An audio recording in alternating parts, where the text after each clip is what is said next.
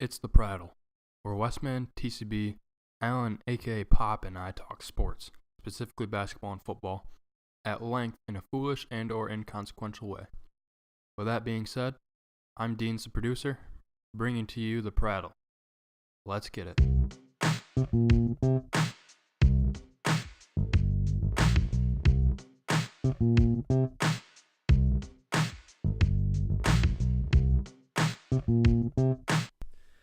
Welcome to the Prattle. This is episode 1, the first episode of the Prattle. Let's get into it, guys. Let's talk college football. Let's do it. So this weekend we had a lot of great games. We had the college football playoff. We had Georgia over Oklahoma. We had Alabama over Clemson. And, of course, UCF won the national championship. So a big congratulations to them. Big night, Sky. I'm all in on them winning the national championship. Congratulations to them. Let's talk about UCF and how they were excluded from the playoff, not even a chance at the national championship.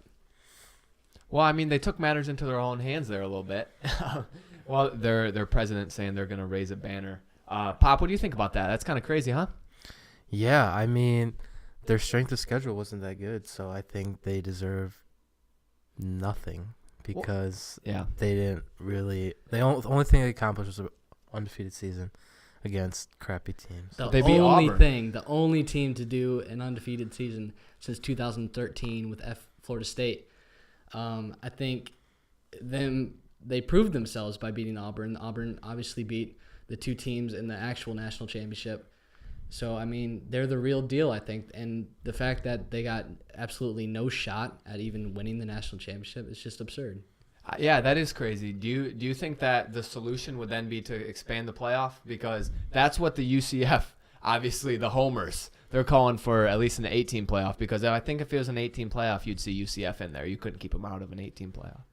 Well, if you go back to the idea of why the college football playoff exists, is to include those teams to give them a chance at the national championship, those 3s and 4s that in the past didn't get it. Right. So the teams like Boise State back in the day, when they had all those undefeated seasons, but now it's turned into 2 SEC teams getting in. Yeah. I think UCF should at least have a shot at the national championship. And in my book, they really are the national champions because of what they've done. 13-0 is incredible. Nobody else does that. Nobody does that. Come on. Okay, their hardest game in the regular season was against Memphis. The Memphis Tigers. You want to know what that game was? That game had to go to overtime for UCF to beat them. Their defense was atrocious in that game. They put up 62 points. That means their defense is god-awful if they have to go to overtime. Against Memphis. Memphis, exactly. Memphis, they were ranked at that Okay, point. they're ranked, sure. But that was their hardest competition of the season, of the regular season. Obviously, congratulations, you beat Auburn. But you can't tell me they deserve to be in the college football playoff when their toughest game was against Memphis and they went to overtime. You can't tell me that. I think you're absolutely right. They're not one of the 4 best teams, which is what the college football playoff is. But they should have an opportunity. They didn't lose a game. They should have an opportunity at the national championship. Yeah. Maybe an opportunity at the national championship, but they're definitely not national champions. Not in my book, not in anybody's book besides the University of Central Florida. Well, I applaud their university. They've gone to full lengths of saying they're national champions. They're paying their coaches the national championship bonus. They're putting up banners. They're tweeting all about it. It's pretty fun. Bob, what do you think, man? They didn't deserve to be in. Their strength of schedule wasn't good. They just not a Power 5 school. I think in order to be in, you have to be a Power 5 school. I know it's hard to say because, they make the money. Like, the big schools make the money. But I don't know. I don't think they would have hung in there with those big teams like that. Well, Pop, it is 2018. We're progressive now. It's a new year. Why not Power 6? Power 6. That is a hot take. But, I mean, I definitely agree with Pop. I think they're a great team. I don't think anybody can deny that. Especially they're validated now that they beat Auburn, but they are not a national championship team. They would I mean, you saw how Alabama played in that game. Yep. And they were on the fringe. They were thinking about not letting Alabama in there. And if you think that they could even compete with Alabama, watching that game against Auburn and then watching the Alabama-Clemson game, I mean, the difference is so obvious. And I think that's the reason why UCF shouldn't even be in contention for that. It's fine. Whatever. 13-0. No one else did it. That's right. I'll give my congratulations to UCF, to my national champions. But let's move on. Georgia and Alabama, congrats to them as well. They made it to the Kendrick Lamar concert. So congratulations to them. Hey. Let's talk about that. I know. The SEC still sucks. SEC still sucks. I wanted Michigan to kind of complete the 8-0 there, to kind of give the double middle fingers to the SEC, but it wouldn't really be giving the double middle fingers to the SEC because they got 2 teams in the national championship game. So this just goes to the point that the SEC is extraordinarily top heavy, and they've got these 2 phenomenal teams, and then you got Auburn in there who obviously beat them. But I hate seeing 2 SEC teams in the national championship game. I think they're both very deserving. It sucks. It does suck. It really does. But congratulations to both of them. I thought the Georgia-Alabama game was a phenomenal game. The Georgia-Oklahoma game. Oklahoma's run defense is just god-awful. Mm-hmm. Well, that was, to the college football fan, that was one of the best football games that I've ever watched. Yeah. Just sitting there and watching that, all that scoring, I'll give it to you. Not a lot of great defense. There were some holes that you could drive a semi-truck through in Oklahoma's defense. But it was a great game to watch. Double overtime. We don't get that a lot. And it was something to remember. I'm going to remember it for a long time. Yeah, that was a great game. Pop, you watched that game? Yeah, and I was very sad to see Baker Mayfield lose. It was very... Humble depressing. yourself! That was stupid.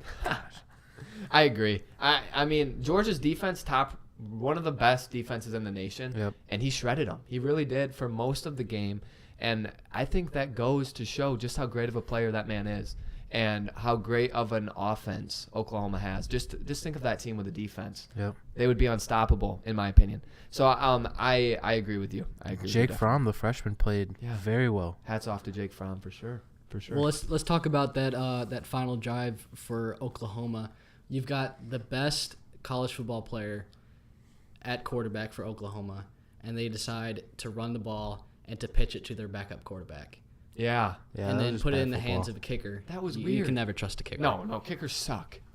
That was just bad football, bad play calling. They played scared almost, and right, I agree. To me, it almost looked like they like, okay, Kenny Hill, like, we're gonna let you play. Like, we're guarantee you're gonna play in this game. You know what I'm saying? Yeah. And to me, I'm just like they put him in for one play, he goes to negative yards. That was ridiculous to me. I couldn't believe it. I could not believe that. But in the national championship, Alabama versus Georgia, we all know this is Alabama's game. Nick Saban is 11-0 against his former assistants. You've got Kirby Smart on the other side of the field there. But I think, this is an angry Alabama team, and that's one of the most dangerous things you can see in college football. I think this is going to be Alabama by a big margin. Yeah, I called it from the beginning. I thought this was going to be an underwhelming college football playoff. We did have a great first game, though. Yeah. I'll give you that. It was a great first game, but Alabama's too dominant. They're just going to win out. I think they're going to kill Georgia. Georgia won't be able to hang. Yeah, I wish I could say something differently, right? Because I hate the Tide, but it's really hard not to sit and watch that Clemson Alabama game and just be in awe of that Alabama team in all phases of the game. Offense, defense, special teams. You just don't see that in the college football nowadays, and you don't see dynasties in football like this. Football tends to be a sport where there's a little bit more parity than, say, like maybe a basketball where you got the Kentuckys and the Dukes. But now you have the Alabama, which has been for the majority of our lifetime that dominant team, and it's just annoying. Yeah, I see Alabama winning big, unfortunately. Well, with Nick Chubb and Sony Michel in the backfield for Georgia, they averaged nearly 20 yards a carry against Oklahoma, and that's simply not going to happen against Alabama. And that was most of their offense against Oklahoma. So I think it's going to be hard for a true freshman quarterback to be back there and command against the elite Alabama defense. I think it's going to be hard for them to score.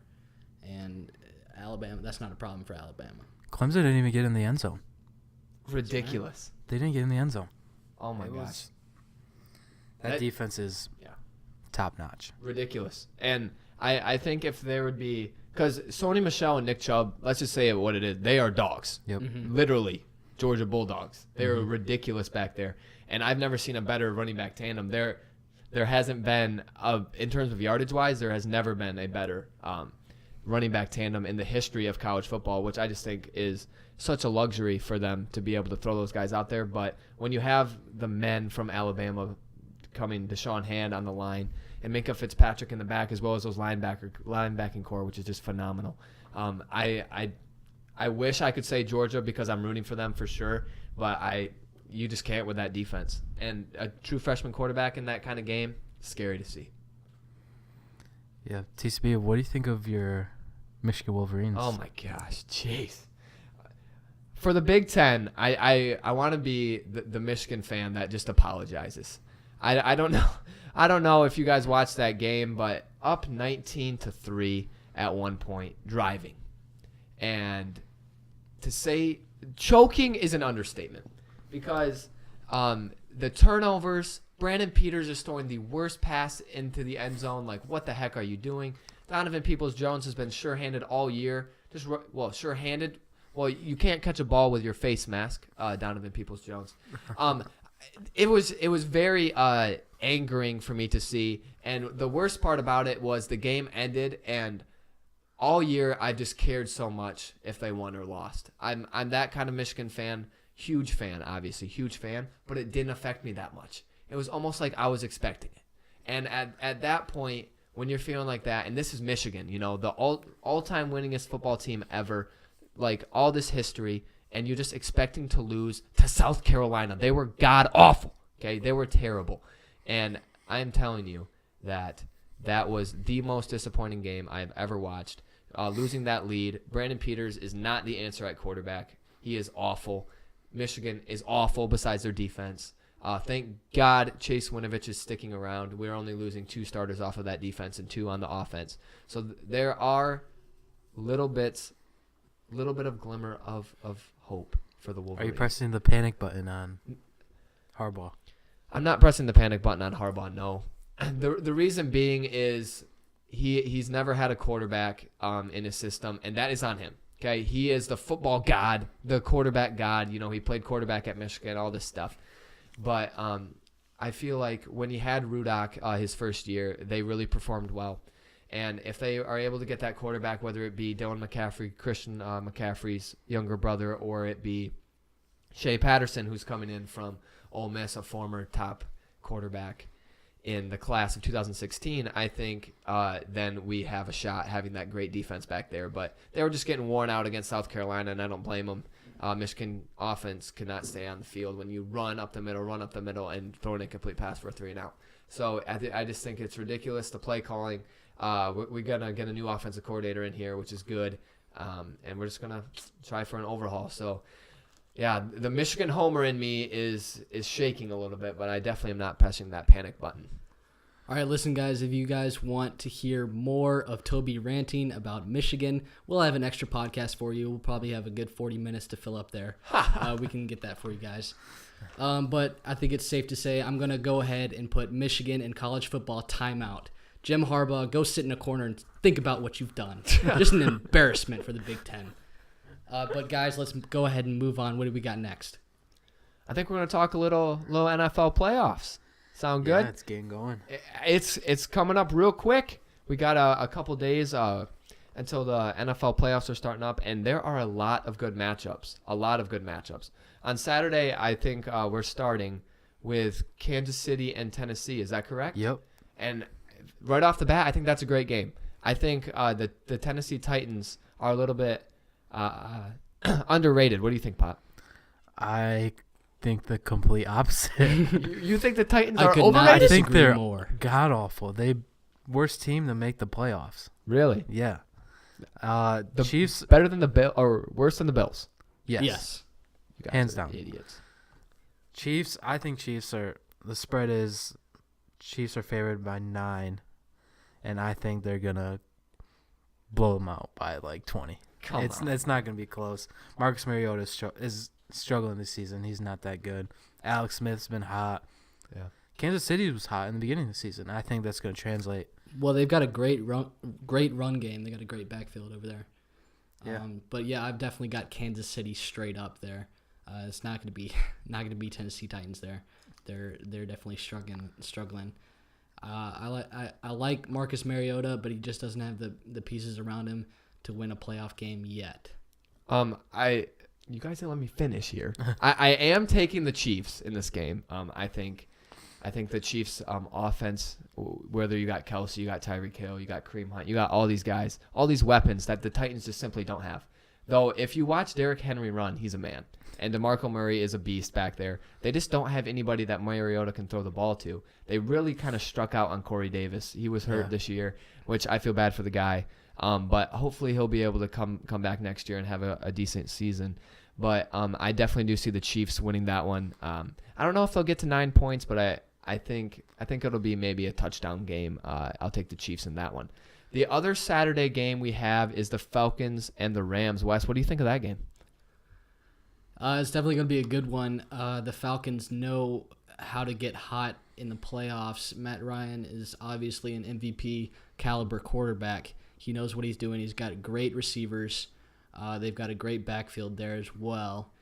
But I am loving the Rams right now. Jared Goff is Playing the best football. He's doing his job. And my coach always says that's the best compliment you can ever say for a football player. He's definitely doing his job. He's making the throws that he needs to make. And if Todd Gurley can have a performance that's even close to what he's been doing for the past few weeks, it's going to be the Rams all day.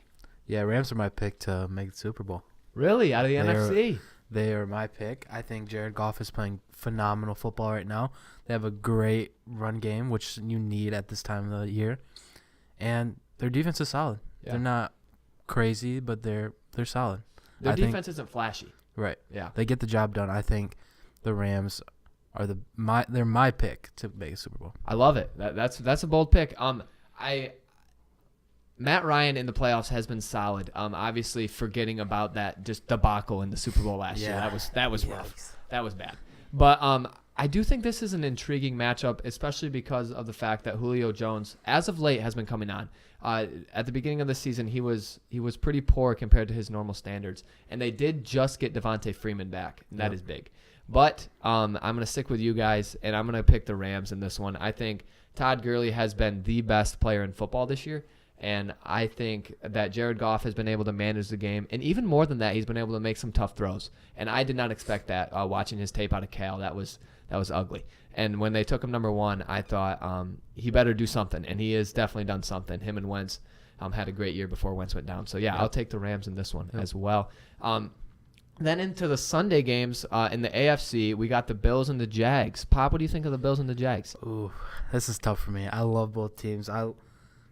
Bills, I just love their culture. They're Bills Mafia. Nobody circles the wagons like the Buffalo Bills. Exactly. It's tough for me to root against them, but I'm taking the Jags. Blake Bortles playing very well, and their defense. Underrated. Oh, underrated. They're solid. They're solid. They're top defense, in my opinion. In the NFL? Yeah. They're really good. Wow. They have all the pieces that they need. I think Jags are going to win. Not by big, but they're going to win. Well, guys, I think I just want to say great job. We've agreed on both games so far. Way to fuel the debate. I think we're doing great here. But yeah, I'm going to this is a great game. Great game for Buffalo. I'm so happy for them finally getting that playoff berth after so long, man. But I think this is going to be the Jags game. I love Blake Bortles. Say what you want, but he is on the come up. He is going to be elite by next year. People hate him. I think this is definitely going to be the Jags game, unless the Bills throw out Nathan Peterman out there. Game changer. You know, he's probably one of the better quarterbacks in the game right now. He's my sleeper. I think the Patriots ought to trade for him, be a new starting quarterback, franchise QB. He's a great quarterback back there. I agree. If the Bills can take out Nathan Peterman, it might be 100-0 Jags.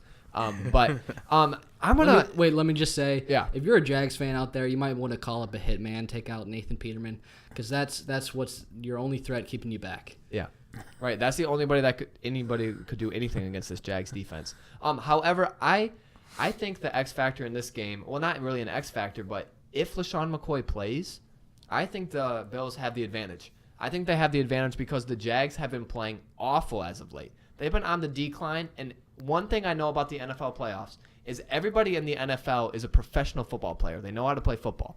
It's a lot about momentum. Last year, the Falcons rode momentum all the way to the Super Bowl. And I think that the Bills, having just gotten into the playoffs thanks to Andy Dalton, mostly in Cincinnati, I think they're going to ride that wave, and they're going to be able to beat the Jaguars. I think it's going to be a 7-point game in favor of the Bills. I really do. Fair. That's a hot take right there. I like it. Yeah, you're right. And then in the NFC, the second game on the slate, a 4:40 Eastern time kick. We got the Panthers versus the Saints. I think this is an intriguing one. What do you think, Pop? Very intriguing. Actually, I want to hear what Wes has to say. Yeah, I like first. that. Well, you all ought to know that I am a huge Panthers fan. For my whole life, I've been a Panther, born and raised in Charlotte. That's my city. That's my home. Those are my guys down there. But being said, the Saints did beat us both times in the regular season here. And I'm just going to say it's very difficult to beat a team 3 times in a row. Even the Saints, one of the best offenses in the league right now. But when Cam Newton is on his game, nobody can beat him. And Which is half the time. What's that? Which is half the time. Half the time, but it could be the rest of the way. You never know. I think if he can get his legs going, I think the Saints will struggle containing him in the pocket there. And I think if he completes a couple passes, he'll get hot. He plays an emotional game. Once he's confident, he starts playing like his MVP year back in 2015. I think I've got the Panthers here. Pop?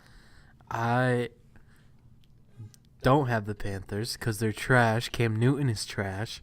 He's a very bad quarterback. The only thing they have going for them is Christian McCaffrey. Defense is mediocre at best. Mediocre At that best. defense is average. What? They are not good. They haven't been able to stop anybody this year. You're kidding. They haven't been able to. All right. Mark Ingram and Alvin Kamara are going to run all over them. They're going to run circles around them. It's not going to be close. Drew Brees is going to throw for 1,000 yards. I'm taking the Saints by a lot. Hey, I don't think that's a hot take because I think the Panthers are bad, man. I don't like the Panthers very much. I did have Cam Newton on my fantasy team. Thank you. Won me a lot of money. But I think the Saints are going to reach the Super Bowl. I think that offense is highly, highly potent with Kamara, Mark Ingram, Drew Brees, Michael Thomas, all these weapons that they have just to be able to throw out there. And I don't think the Panthers' mediocre defense is going to be able to do anything against that Saints offense. I see the Saints, to agree with Pop, winning big, at least 2 touchdowns. Well, let me just say, I think the Panthers have been saving it. They're just cruising back, slow behind. They know that they're in the best division in the league. They're bringing it out this weekend against the Saints. They're coming, baby. Best division in the league? Without a doubt. We got 3 playoff teams. Maybe this year, but... Maybe this year, okay. 3 MVP caliber quarterbacks as well. Let me just say that. All right, let's move on. What do we got next? Done talking football. Let's talk a little NBA. We had IT returning from his injury. The clown? Oh, Isaiah Thomas. Okay. Never mind. Yeah. Well, I have no problem with him returning against the Blazers. He looked good. His hip looked good. But why the heck is he not playing against Boston tonight? You know dang well why he's not playing against Why? There's no reason why he should not be playing in that game. The organization in Boston definitely betrayed Isaiah Thomas.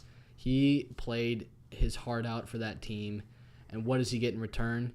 Getting traded to the Cavs. I think he's a lot better off in Cleveland right now, but definitely Danny Ainge and the Celtics definitely betrayed him. That guy is an animal. I love Isaiah Thomas. He's about my height, so I like that about him. But he came out for the Celtics after his sister died and played one of his better games that season. And he got traded. And, I think this is a little statement against Boston. I think he wants to say, screw you guys. You traded me after all I gave for your city. And I think it's a smart move coming back from a serious injury there. I think it's smart for him to not play a back-to-back. And, especially against Boston, it's be a very tense situation. Some might say it's a comeback game or what do you got to prove? I think that's not what he should be focused on right now. He needs to be focused on getting healthy, getting ready for the playoffs for the Cavs, because I think the Cavs can now make a strong run at the NBA Finals this year. Yeah, I really like what you said about not wanting to get injured again, because he is coming back from a really long injury, and I don't think he should let his I don't think he should want to get revenge and risk being injured again against the Celtics, that's obviously going to be a really good game. It was a really good game the first time. And I don't know if you can want to he did play 19 minutes, was it? Yep. Yeah. Last game.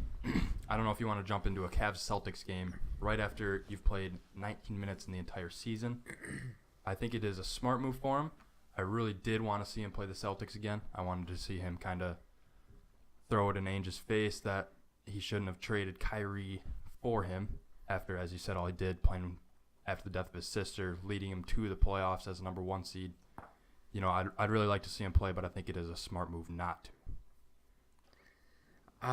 I think you guys have a little misconception about the NBA. There's no loyalty in the NBA. There's 100% loyalty. No, there's no. Why did LeBron come back to Cleveland? I don't think there is. It's a business. I agree with Pop. I think it's a business. I was going to say that as well. Go ahead, Pop. That was a business decision of trading I2A. It wasn't personal at all. Well, you're right. It is a business. And what's Isaiah Thomas doing by making this decision? It's a business decision because he's protecting his body, protecting him for later on. We'll see him eventually against the Celtics. They're going to meet each other at some point. Yeah, I don't mind him not playing, but I just think that there shouldn't be this beef with the Celtics and Isaiah Thomas. It's a business, and he should understand that. But he doesn't. He took it personal, and I don't agree with that. Yeah, I agree. Especially because you see how well the Celtics are playing this year with Kyrie. They obviously had a great team last year getting that number 1 seed. But I agree with Pop. I think it's a business move. And I don't have a problem with him not playing. However, I do have a problem with him playing yesterday, playing Portland, right, in a game that, for all intents and purposes, didn't mean that much. And then if it's really this big, he took all this personal, right, is not a business decision, then you need to be playing in that game, especially if you're healthy enough to come back to play against Portland. You just sat out the first third of the season. Why are you coming back the day before you play your old team? And you're like, nah, I'll just sit out. It's the second game in a back-to-back. He I agree. played 19 minutes yesterday. Exactly. That's what I'm saying. I'm saying, why don't you just have your first game against the Celtics and play 19 minutes? Because, as you said, the Portland game didn't matter as much. Exactly. He doesn't want to test his body out in the Boston Celtics game. Why not? Because it'll be that much more physical, whatever you want to call it. I think it should be one of two things. Either you play in the Portland game and you play in the Boston game, or don't play in either game, or just play in the Boston game. I think the Boston game means so much. You need to be playing in that game. You told everybody that this game, the fact that Boston traded you was so personal, right? Okay, you put your heart on the line, and the fact that his sister died, that's awful. And the fact he was able to play is amazing. It's awesome. But he came back, and he said all these things about it being personal, and then he's just not going to play. That makes no sense to me. If it's a business decision, okay, that's totally fine. But he didn't make it a business decision. He made it personal. And then when you make it personal, you got to play. In my opinion, you got to play. He made it personal. Wes, don't look at me like that. He made it personal. I think this is the best decision for Isaiah Thomas. This is exactly what I would have done in this situation. This is very smart of him to come back, test out his body against a game that doesn't matter. And let's talk about whatever. This game is important, and it will be indicative as to how the East will play out. But the Cavs already won this game. First round, LeBron played an amazing game and beat the Celtics. So why can't they do that again? It's not about Cavs Celtics. It's about Isaiah Thomas now. If it's about Isaiah Thomas, he should definitely be sitting out this game because they need him later on. They don't need him right now. Then why did he play against Portland? Why not to test his body out? It's the perfect scenario. Wait after the game then. It literally is like he's like being scared to play the Celtics. Not scared. That's how it comes across. Listen. If this is any other team they're playing against in a back-to-back, he'd playing. Be sitting out the second game. 100% Absolutely agree. I 100% So why is agree. it different? Because he made it different. He made it personal. And so he made has it to personal. play. He made it personal. Obviously, it's going to be personal on that court. The Celtics don't like him, obviously, with everything they've said that he said about the Celtics. Mm-hmm. So are they not going to be out to get him? Are they not going to be out to foul him hard? No, they're not going to be doing that. I think they are. No, I don't think so. I think it will definitely be more of a serious situation where they're being a lot more competitive. It would be more competitive. And it's going to be more dangerous for Isaiah Thomas on the court. Absolutely it is. This is the best decision he can make to sit out this game. No. Him sitting out even makes it more personal, in my opinion. Exactly, as he has every right to do that. He has the right. I just don't think it's a good decision on his part. I think it hurts his image. I think he's a great guy. Awesome guy, works really hard. Obviously, he's a short guy. He's making it big in the NBA. I think that's last awesome. Pick. Yeah, last pick, exactly. The nobody cares pick. Mr. Irrelevant. But I think he's worked so hard to get that. Why not suit up for the biggest competition when you say your hip's great, your hip's perfect? That's all I'm saying. I think he's making a poor business and a poor playing decision, and I wish maybe it's selfish of me because I want to see that game. I really want to see that game. Too. But I think that in terms of the NBA, where people are less likely now to speak their mind than they were in, say, like the 80s when people would go at it, no friends. Now everybody's a friend, right? But Isaiah Thomas made it so they're not. And I think that's why when he did that, I think you got to play. That's what I think. All right, good discussion. What we got next? Let's just talk NBA in general. Anybody got anything standing-wise, anything you're surprised about? Obviously, you had the Pistons are doing really well, but obviously they're kind of average nowadays. Mm-hmm. Well, I want to talk about in the greater scope of things with the Cleveland Cavs here. Besides this Celtics game, I think with Isaiah Thomas coming back, this is really going to be a surge for them. They're going to be a force in the East. Definitely.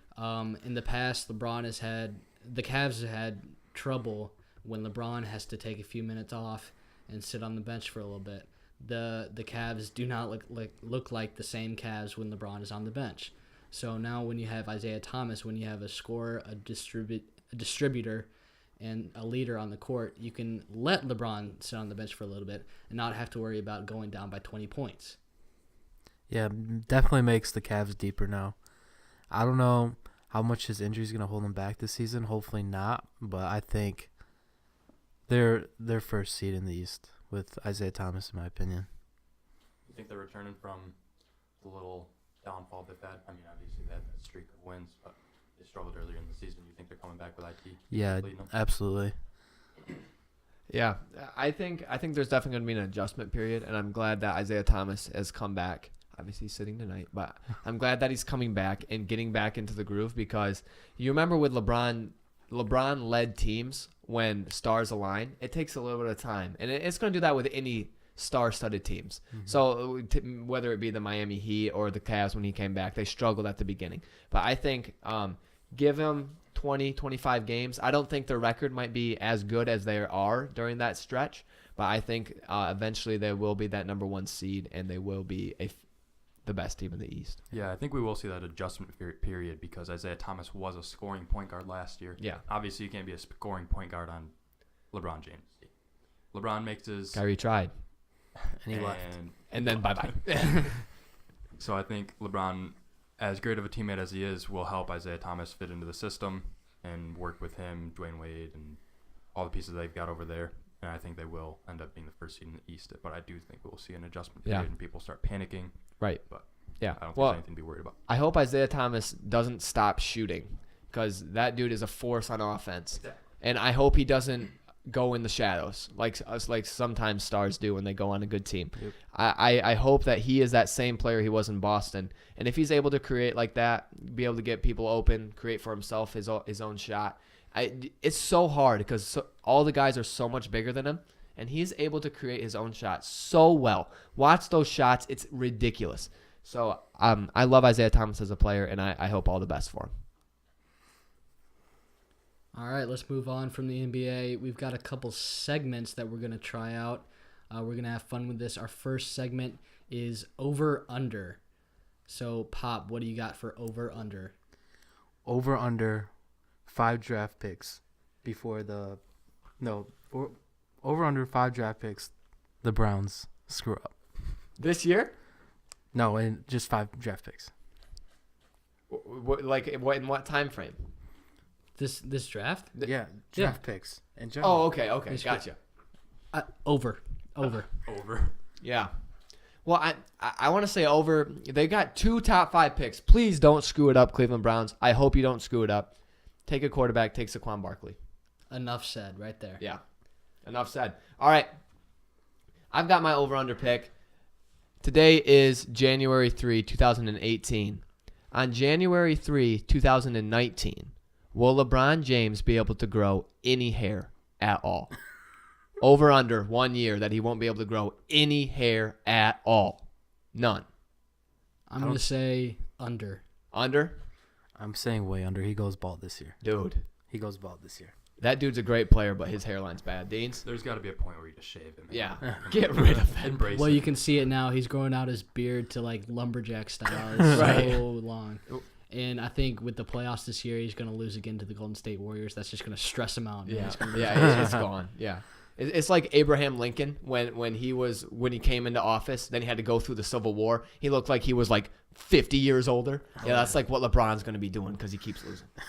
That's good. Yeah, I also agree. He's just overcompensating with that beard. Mm-hmm. The one place he can grow hair probably. So, well, maybe not. that we know of. Yeah, that we know. All right, Deans, your turn for the over under. So we talked IT. Speaking of Cavs point guards, over under 10 games before D Rose gets another leg injury or goes and stares at himself in a mirror and debates what he wants to do with basketball. Wow, Wes, man. I think I'm going to go far under. I think he's already doing that at this moment with IT coming back. Over. I think he can come back. He'll come You'll back. see some vintage D Rose maybe. Hopefully. I want to say over because the glimpses we were able to see of him this year was pretty dang good. But then you hear about him like he's looking in a crystal ball. He doesn't want to play basketball anymore. So I'm going to say over just because I hope so. But Isaiah Thomas is going to be taking a lot of time coming up. So. Well, I think he might get another leg injury here and then go back to the Knicks and rebuild that super team he had there. Oh, my gosh. What a great team that was. It was a great team. Oh, my gosh. All right, my next over-under, I've got over-under 15 years before the NFL doesn't exist. Oh, Wow. I say over. Over. Wes, where are you coming from with this, man? You know, the reporters love to talk about this. They say, oh, it's going to be 5 years before the NFL doesn't exist. All these concussions, everyone's going to be so worried. Moms aren't letting their kids play football. But I'm going with a strong over here. The NFL makes too much money for them to ever shut down here. I agree. And all the people you see in the news that are suffering from CTE, it was back when the league was unsafe. Vicious, yeah. And they're barely wearing any protection. Yeah. But now, it's safer. There's is. rules now that are being put in place. They're even putting new turf in that helps a little bit. Mm-hmm. Helmets are changing. I don't know. Well, have you guys seen that little thing Luke Kuechly wears? Luke Kuechly cured concussions. So he wears a little thing around his neck, and he's a hummingbird now. He cured concussions. Woo. Well, I think, I think in 15 years, the NFL is going to – I think technology moves so fast nowadays that in 15 years, I think this is going to be close to a non-issue. I think the helmets are going to be even much farther along than they are now. And I think that the rules are going to be as such where the concussion rate is so low. So I'm going to say well over. I think my whole lifetime the NFL will definitely be around. TCB, I have another over-under for you specifically. Oh, God. 3 years. 3 years Michigan football finishes. Over under 3 years Michigan football finishes above third place in the Big East. Big Ten East. In the Big Ten East? So you're saying if they finish second in the Big Ten East, then that counts? Oh, I think next year they'll definitely finish second in the Big Ten East at least. I don't think Michigan State's that good at all. I applaud the Washington State victory, obviously, but they were not playing with their quarterback, and obviously quarterback is the most important position on the field, and Michigan does not have one until next year when I still believe – don't have one. Okay. I believe that they will be right up there with Ohio State. Let's go out of the box here with an over-under. If you follow Donald Trump on Twitter, over-under 3 weeks before nuclear war. Now that's probably the hardest one we've had so far, I'd say.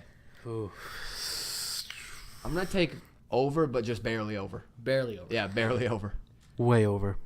Donald Trump's all bark, no bite. He won't. Nothing will happen. I'm taking the over. This is just a big game of them two saying no balls. And nobody's budging. All right, let's move on to our final segment. We've got good luck with that. All right. So, first, obviously we had the new year. Previously, it is January 3. So everyone's talking new year, new me. Wesley, what do you have to say to them about that? I'm going to give them good luck with that. Insightful. That was deep. All right, now sports. We have Russ on recruiting PG to stay in OKC, saying that the sales pitch will be them winning a championship and that pitch cannot be beaten. What do you have to say about that one? Good luck with that. Sounds about right. That team is bad. Come on, They're man. working on it. They're working on it. They're working on. Okay, see Homer. All right, guys, that was episode 1. Thank you for listening. Woo!